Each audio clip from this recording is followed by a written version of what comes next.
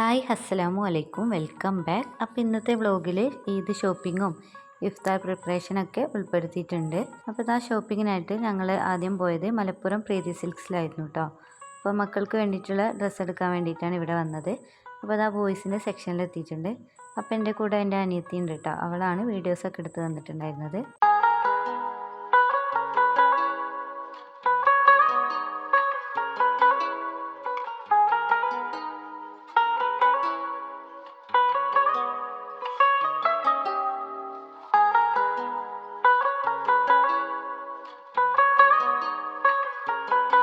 കുട്ടികൾക്കുള്ള ഡ്രസ്സൊക്കെ സെറ്റായി. പിന്നെ അവർക്ക് വേണ്ടിയിട്ടുള്ള ചപ്പൽ എടുക്കാൻ വേണ്ടിയിട്ട് കോട്ടപ്പടി പാറമ്മൽ ഫുഡ് വെയേഴ്സിലായിരുന്നു പോയിട്ടുണ്ടായിരുന്നത്.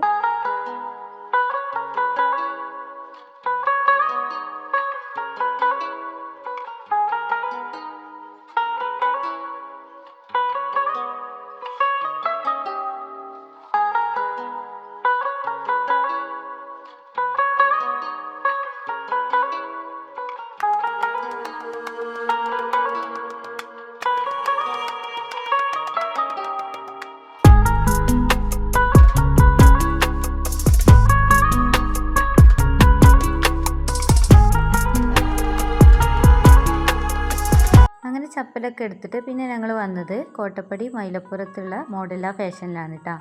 എനിക്ക് ഡ്രസ്സ് എടുക്കാൻ വേണ്ടിയിട്ടാണ് ഇവിടെ വന്നത്. അപ്പോൾ ഈ ഒരു ഷോപ്പ് 6 മന്ത് ആയിട്ടുള്ളൂ ഓപ്പൺ ആക്കിയിട്ട്. അവരെ ഫസ്റ്റ് ഇതായതുകൊണ്ട് തന്നെ 10% ഓഫറും കൊടുക്കുന്നുണ്ട്. അപ്പോൾ ഇവിടെ നല്ല നല്ല അടിപൊളി കളക്ഷൻസ് ഉണ്ട്.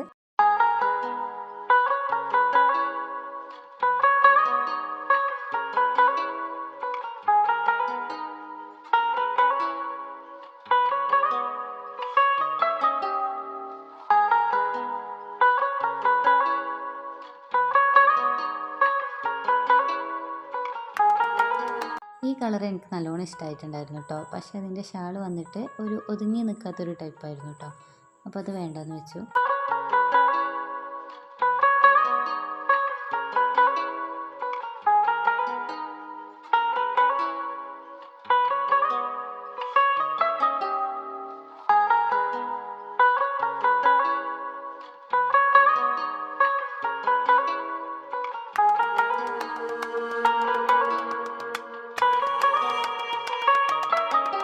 ഇത് പിന്നെ ഇപ്പോൾ ട്രെൻഡിങ് ആയിക്കൊണ്ടിരിക്കുന്ന പാകിസ്ഥാനി സൂട്ടാണ്. ഇതിൻ്റെ സ്ലീവിലും ഇതിൻ്റെ എൻഡിലൊക്കെ ഇതുപോലത്തെ ബീഡ്സ് വർക്കൊക്കെ വരുന്നുണ്ട്.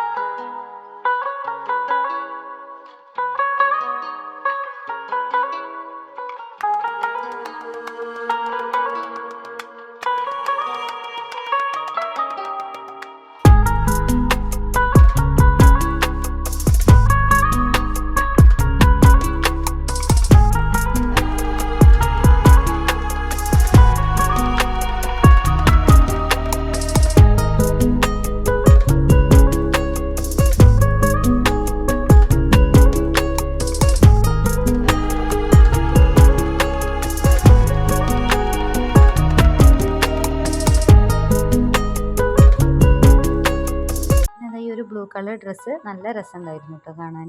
പക്ഷെ ഇതിൻ്റെ നെക്ക് നല്ലോണം വൈഡായിരുന്നു. ഇതൊരു ഇലയും ടോപ്പാണ്. നല്ല ഭംഗിയാണ് കേട്ടോ. ഇട്ടാൽ തടിയുള്ളവരൊന്നും അത്ര തടിയായി തോന്നിക്കില്ല.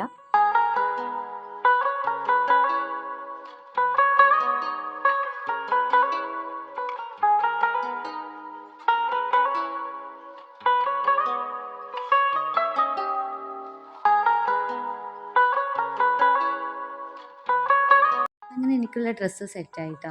പിന്നെ ഞങ്ങൾ നേരെ പോയത് സൂപ്പർ മാർക്കറ്റിലായിരുന്നു. അവിടെ കുറച്ച് സാധനങ്ങൾ വാങ്ങിക്കാനുണ്ടായിരുന്നു.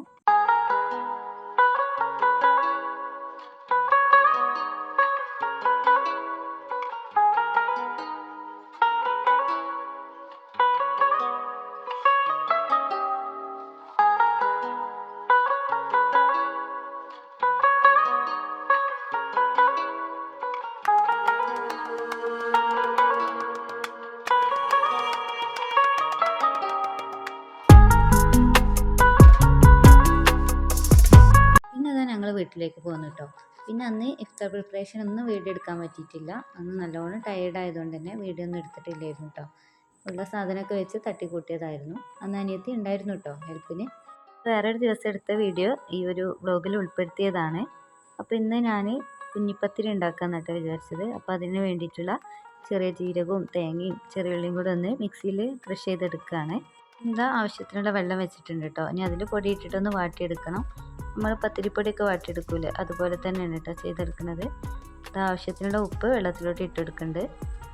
എന്നിട്ട് ഇതാ ക്രഷ് ചെയ്തെടുത്ത തേങ്ങയും കൂടെ ചേർത്ത് കൊടുക്കാം.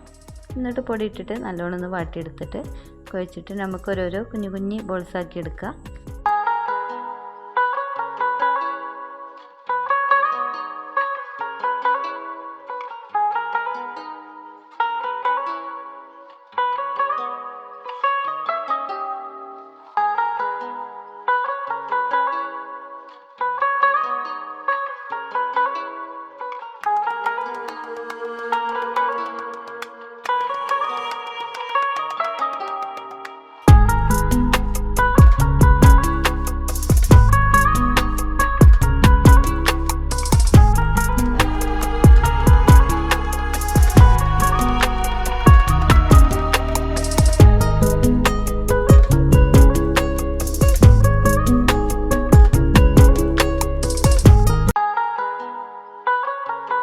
ഇതുപോലെ കുഞ്ഞു കുഞ്ഞു ബോൾസ് ആക്കിയിട്ട് അതിൻ്റെ സെൻറ്ററിൽ ഒന്ന് പ്രസ് ചെയ്ത് കൊടുക്കുന്നുണ്ട്.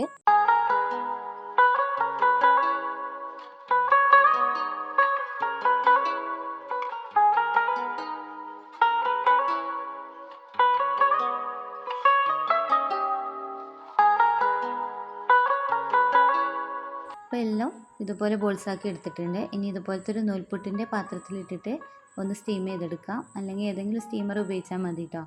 എൻ്റെ കയ്യിൽ ഇതാണുള്ളത്. അപ്പോൾ ഞാൻ ഇതിൽ വെച്ചിട്ട് ഇതാ എല്ലാം ഒന്ന് വേവിച്ചെടുക്കുകയാണ്.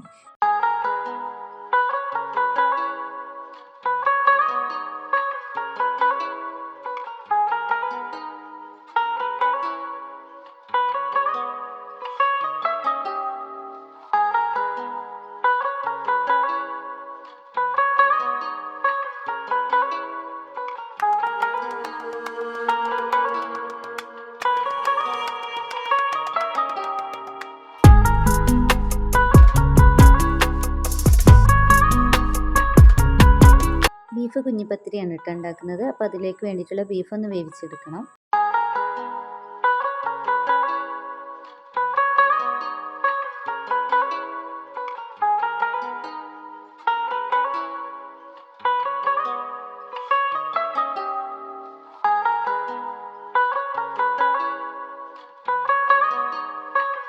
ഇതാ കുക്കറിലോട്ട് ആവശ്യത്തിനുള്ള ഓയിൽ ഒഴിക്കാം.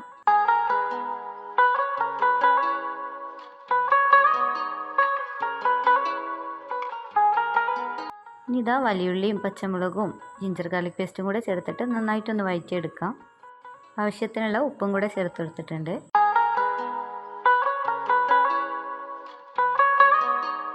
ഇതിലേക്ക് പൊടികൾ ചേർക്കാം. മുളക് പൊടി, മല്ലിപ്പൊടി, മഞ്ഞൾപ്പൊടി, കുരുമുളക്, ഗരം മസാല, പെരുംജീരകപ്പൊടി എല്ലാം ചേർത്ത് കൊടുത്തിട്ടുണ്ട്. ഇനി അതിൻ്റെ പച്ചമണം പോകും വരെ ഒന്ന് വഴറ്റിയെടുക്കാം. അതിലേക്ക് തക്കാളിയും കറിവേപ്പിലയും ബീഫും കൂടെ ചേർത്തിട്ടുണ്ട്. എല്ലാം കൂടെ നന്നായിട്ടൊന്ന് മിക്സ് ചെയ്ത് ആവശ്യത്തിനുള്ള വെള്ളം കൂടെ ഒഴിച്ചിട്ട് ഒന്ന് വേവിച്ചെടുക്കാം.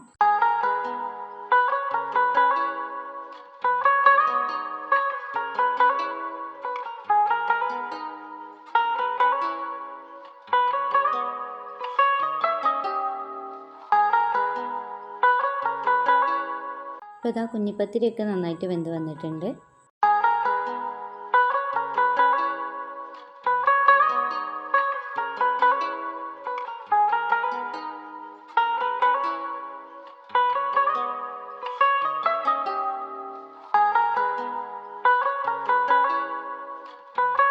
ഇതാ ബീഫും കൂടെ ചേർത്തിട്ട് നന്നായിട്ടൊന്ന് മിക്സ് ആക്കി എടുക്കുക. അപ്പം നല്ല അടിപൊളി ടേസ്റ്റുള്ള കുഞ്ഞിപ്പത്തിരി റെഡിയായി.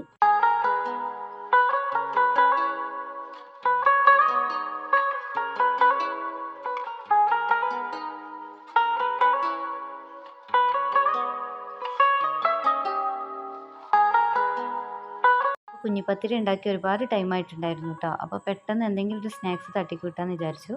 അപ്പോഴാണ് കേട്ടോ ഓർമ്മ വന്നത് കായ നിറച്ചത് പഴം നിറച്ചതൊക്കെ പറയില്ലേ, അത് ഉണ്ടാക്കാമെന്ന് വിചാരിച്ചു കേട്ടോ. അപ്പോൾ ഇതാ കുറച്ച് ഗീ ഒഴിച്ചിട്ട് അതിലേക്ക് അണ്ടിപ്പരിപ്പ് മുന്തിരി ഒന്ന് റോസ്റ്റ് ചെയ്തെടുക്കുന്നുണ്ട്. അതിലേക്ക് ആവശ്യത്തിനുള്ള കുറച്ച് തേങ്ങയും കൂടി ചേർത്തിട്ട് പഞ്ചസാരയും ചേർത്ത് നന്നായിട്ടൊന്ന് മിക്സാക്കി എടുക്കാം.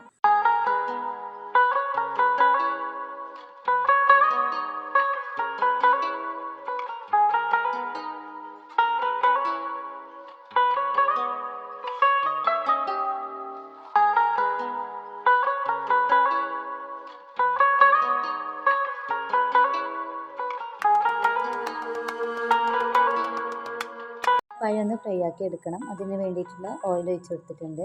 ഇത് 2 രീതിയിൽ ചെയ്യാൻ പറ്റും. എന്നാലും ഇങ്ങനെയാണ് ഒന്നും കൂടെ ഈസി എന്ന് വിചാരിച്ചിട്ടാട്ടോ ഇങ്ങനെ ചെയ്തത്. മറ്റേത് നമ്മൾ ഫില്ലിംഗ് ഒക്കെ നിറച്ച് മൈദ വെച്ച് ഒട്ടിക്കണ്ട, അപ്പോൾ ഒരുപാട് ടൈം പോവും. അപ്പോൾ ഇങ്ങനെ ചെയ്യാം. ഞാൻ ഇവിടെ ഡീപ്പ് ഫ്രൈ ചെയ്യുന്നില്ല കേട്ടോ, ഷാലോ ഫ്രൈ ചെയ്യുന്നുള്ളൂ.